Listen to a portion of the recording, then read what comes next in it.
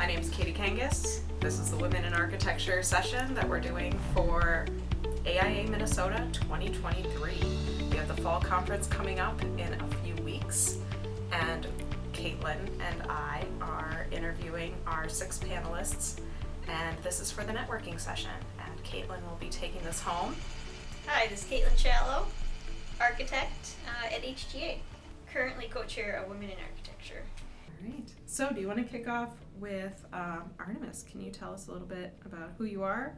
My name is Artemis Ettsen. I am an architect at Wold Architects and Engineers, and the role that I play at Wold is as an educational planner and project manager extraordinaire. In addition to also being an artist and mother and, other things. All the ands. And. So, Artemis, can you tell us a little bit more about your journey to your current role? I'm thinking both personally and professionally. So when did we know that our young Artemis was going to be this artist, designer, architect extraordinaire? I, as a smaller person, a growing person, not that any of us have stopped growing, right? I really enjoyed learning. And I think that is one of the reasons that I've been brought, to this place in my life. Architecture is this profession of learning. You cannot stop learning. You have to be we are a breadth, not depth profession. Although you can do depth if you really want to. However, it's not my deal. And I think my education has really been curated by myself as an exploration in how I can learn the most about the things I'm really interested in. And so my undergraduate degree, Kaitlin and I actually went to the same alma mater. Woohoo! Go Badgers! And I started out in engineering, and they told me I needed to use 80% of my credits towards the engineering degree, and I said, no, thank you. And I switched to math, and they also had a similar requirement, so I ended up as taking a lot of math and history and literature courses, and ended up with a degree in a Bachelor of Science, mind you, in art for my undergraduate degree, because it allowed me to get finalize my undergraduate and end up with a degree. But I just was able to get such an array of different classes under my belt, and have a lot of freedom in what I chose to learn. And I didn't realize that, because we met immediately after you finished that process. Mm-hmm. Yeah. Very cool.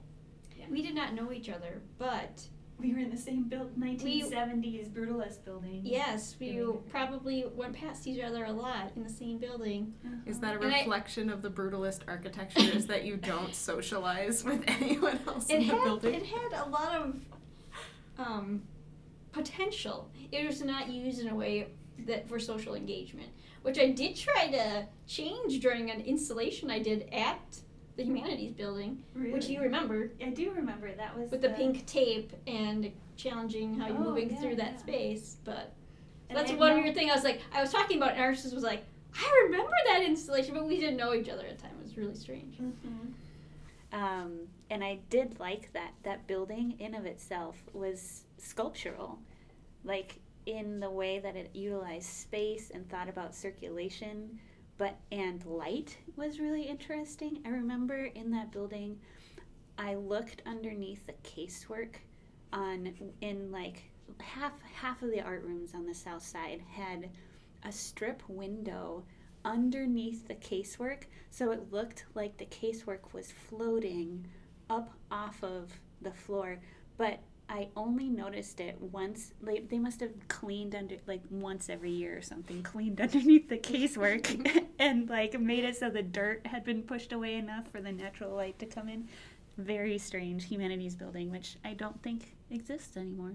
They tore it down, which was probably an okay thing to do.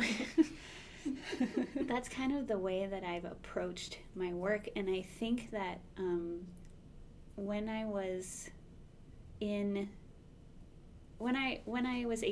I went to England on a final like trip with your classmates that you're going to be graduating with, and I saw a lot of really amazing architecture in London, and it was creative in a way that I hadn't seen. Like the 50 St. Mary's Axe had just gone up and was a brand new building, and so I think that was also somewhat of an inspiration for me to say, hey, I don't know, like I haven't set myself up for a profession, right? The way that I approached my undergraduate degree was not, I need to go out and get a job now, right? That wasn't how I thought about it. And I think architecture felt like a breadth, not depth profession that I could continue to just curate the things that I learned in the conversations that I had in a way that I could, felt genuine. Yeah. And then besides having a degree in architecture, I also, while I was in graduate school at the University of Minnesota, started a relationship or a collaboration with two other print artists. I took a class. It was a multidisciplinary course that was taught by Diane Willow, who is a delightful individual. And she had put together this class and had invited people from outside of the art profession to come in and get a credit. And we had, computer, software engineers and biologists and architects and all in this same class about biophilia. And I met these two other print artists, and we started up a collective, a co-op, I guess, and have been working together ever since. And the work that we have done together has been extremely fulfilling, and also taught me what it means to collaborate in a useful and productive way, in a creative way, and kind of frames the way that I would like to have working relationships, how I would like to do working relationships, moving forward. It is and was a great example of true collaboration.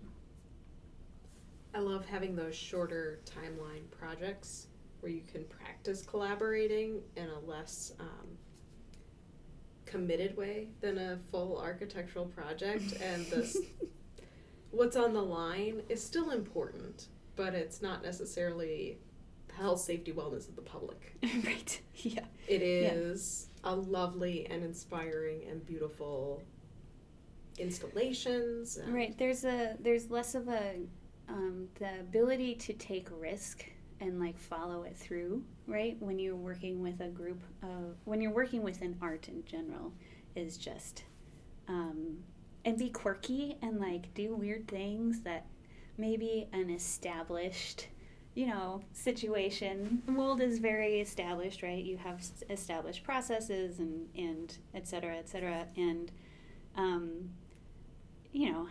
having this other outlet to be quirky and weird and not only put that out into the world, but have other people pick it up and then follow it through and put energy and time into this project that is a reflection of some of that quirky, weird thought process is really great. And we found some semblance of finalization in all of those projects, right? We got a Jerome grant. We curated we're part of Form and Content Gallery for a few years.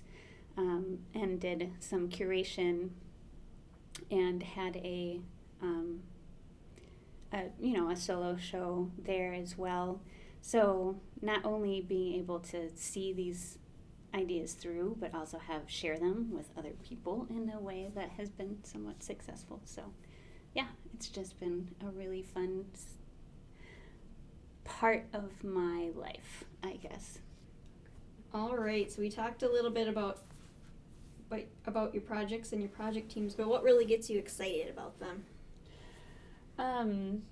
I think that what drives me or what motivates me or something that I always keep at the front of all of my projects, and that includes the 3 that I've named. That would be, my architectural profession, my art as well as my children.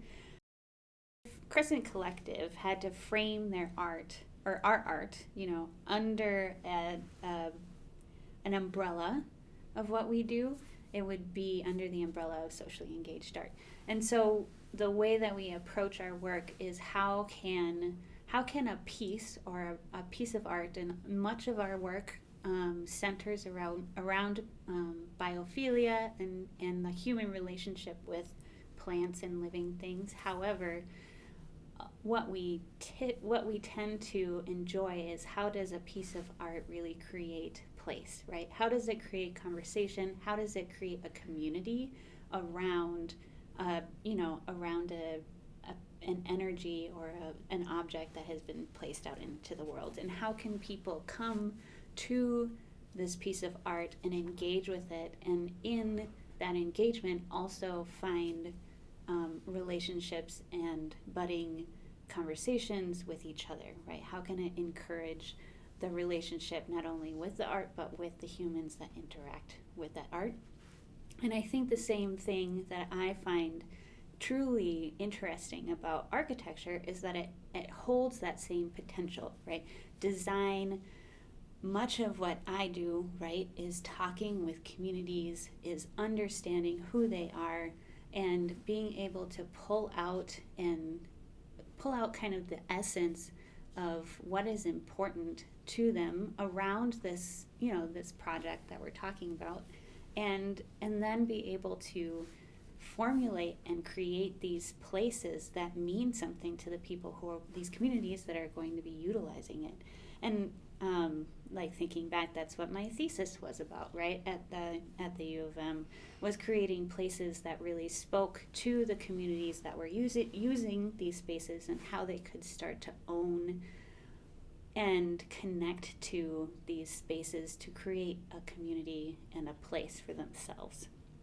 And so I think that's really what inspires me to that I keep in the forefront of all of the things that I do, is how do you relate to other human beings and create places and spaces so that they not only can, relate to the physical space, but also to the people who are also there in a true and positive way. I love working with K-12 clients, because they, like, the people who go into that profession, even though we're working mostly with administrators who have risen above, or no longer on a day-to-day basis maybe work, teach children, but everybody has gone into that profession because they want the best for kids.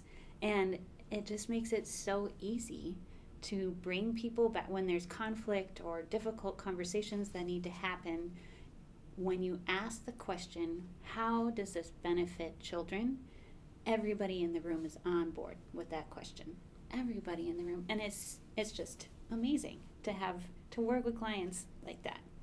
When you get to align your own values with the people you work with, that's just incredible. And then you have this other aspect of play that you do, and it energizes you, mm-hmm. and you kind of bring that energy to the table, and that is shared with that client. Right. Yeah, like this opportunity for shared passion around a center thing, right? A central idea, or whatever the case may be. In this case, it's typically, how do you create the best spaces for children to learn? But yeah, it's really fun. Do you think that's necessary or a core element of the meeting you found in your professional practice? I would say yes. There's a reason why I've like settled into K-12 in that way, and public work in general, right?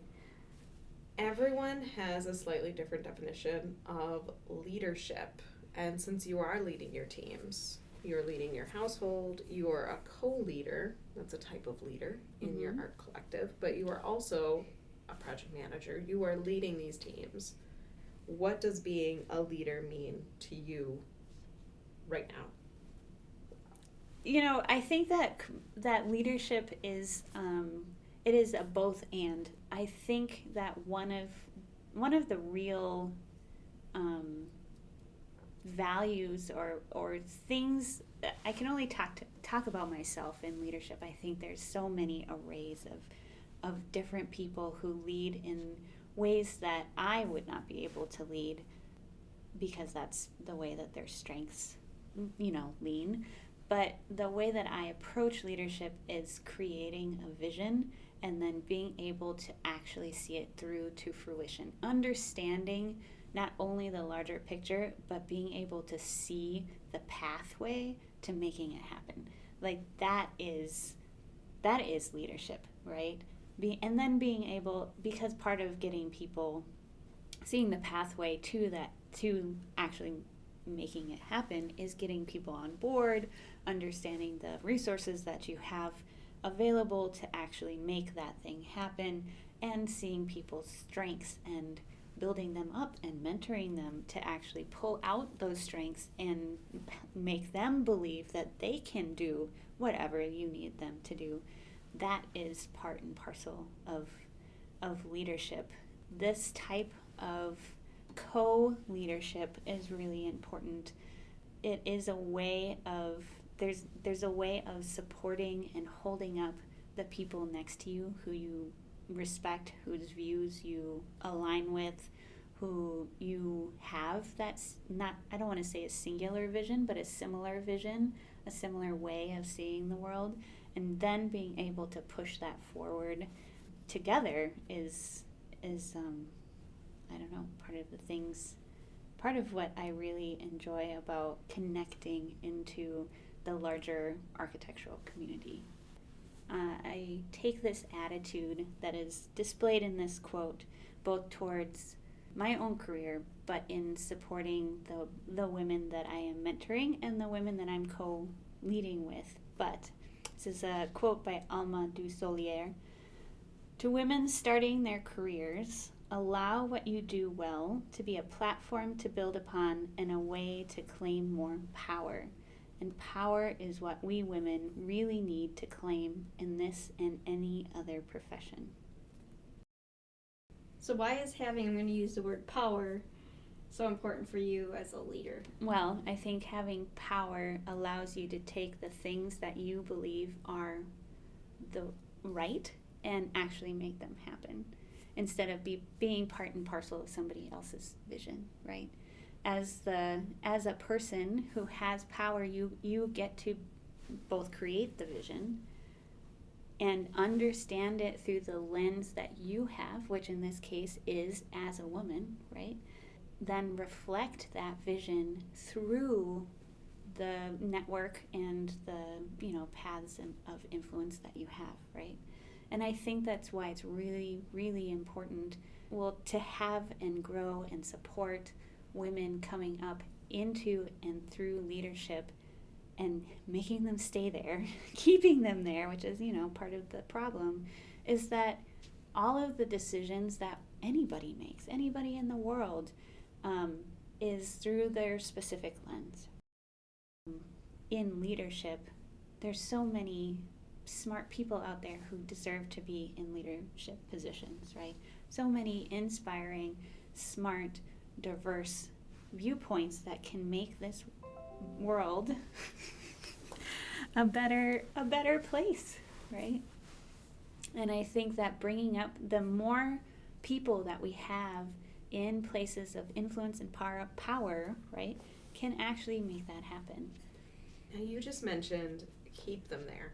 keep them in those leadership positions. And so there is a tendency that people get burned out. It's a hard, we'll call it a climb. It's sometimes a climb up a ladder to be in the leadership of some of these firms. What do you think the industry needs to do to retain female talent? I think that it's it's twofold. Maybe, it's obviously there's many reasons that and forces that have created the situation, the atmosphere that women exist in within profession, like the profession in general, professional world in general, especially in traditionally male-dominated professions. And I think that flexibility, I think COVID really has done a favor, honestly, to women within the profession, because it has enforced and created the ability to have flexibility within the workplace in a way that didn't exist before. And this is not only within firms themselves, but also with clients, and the way that the entire world approaches getting work done, right, has changed, and it's changed in order to be more flexible and allow for remote work, which is great. All right, we're going to jump to the heavy topic of purpose and meaning, which is the big title here on our session this year, Women's Search for Meaning. How do you currently find purpose or meaning in your life? And along those lines, is it parceled out by your personal and professional lives? Are they intertwined? Are they distinct? Yeah, I think that in true millennial fashion, right, my personal and work life, and when I say work life, professional life, I include both my art and architecture efforts, are so intertwined with one another. I think that it's hard for me to separate them, both to my benefit and to my deficit, I think. But again, I think the real meaning that I have behind or motivation, for lack of a better term, the motivation that I have to do the work that I do and put my generous energy into it, right? Because that takes more than just doing the work, right? You generously put your brain and your thoughts and your passion into what you do, is finding ways to explore and connect with other people, right? In a way that is interesting, which right is very a subjective thing, right? What is it's a little selfish, like in a way that is interesting to me, but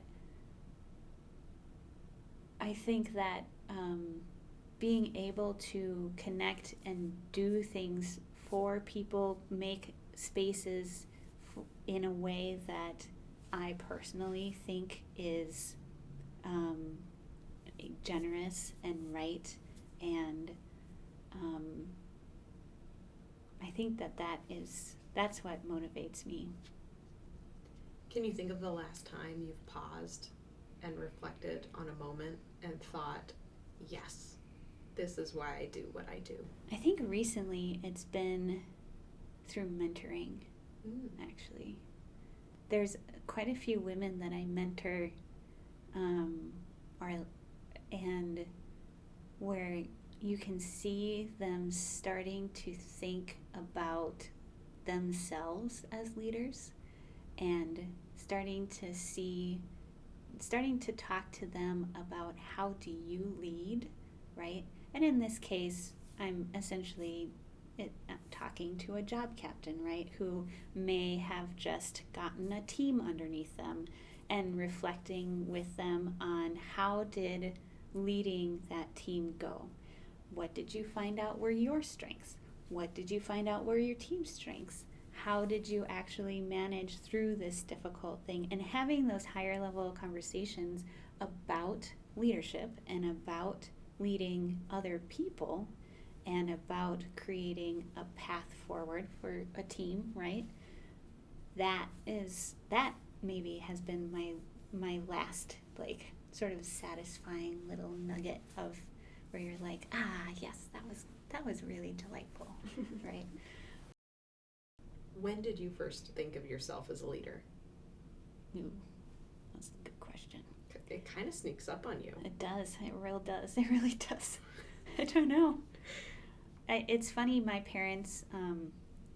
I think I overheard them talking to somebody else about my profession and what I do, and they were like, "Well, she's been building teams since 6th grade," and when I look back, like, hindsight's 20/20, right? When I look back, I'm like, oh yeah, I did do that. And just bringing people together to collaborate and be productive and effective in the work that you're doing, right? And being able to lead in a collaborative way.